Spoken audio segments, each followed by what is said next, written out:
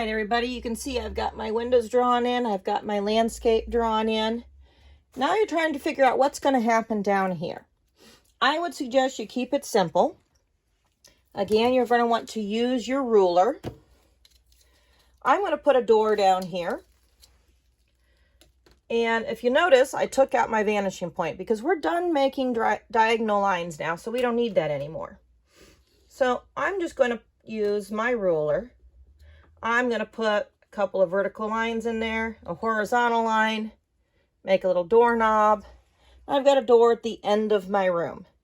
If you want, you could get fancy. You could add some pictures hanging on the wall, draw some things in it, maybe put in some bookshelves, something like that, just to kind of make this a little bit more interesting. But you don't have to get that fancy with the end of your room. You could have it as a door and leave it like that.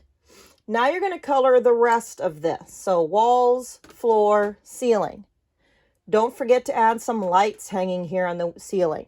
These could be like the lights at school, where you just maybe have some little shine marks here every once in a while, like they're the lights, okay? Or you could get fancy. Maybe you have some fancy lights hanging, like a chandelier or some other kind of light fixtures hanging down. That's completely up to you and your imagination, how you want to do the lights on your ceiling.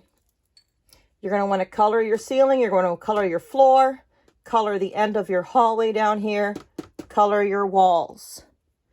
All right, and you can decide what media to use on this. You can use crayons, you can use colored pencils, you can use markers.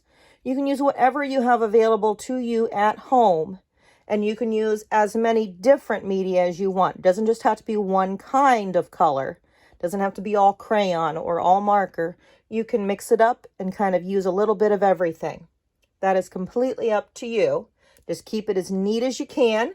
We still want to be able to see the lines on our floor and our ceiling. So don't color so dark that you cover up all your lines. You want to be able to see everything. And when you come back next time, we'll be talking about how to make a Keith Haring figure and how to put some figures in here to turn this more into a Keith Haring artwork.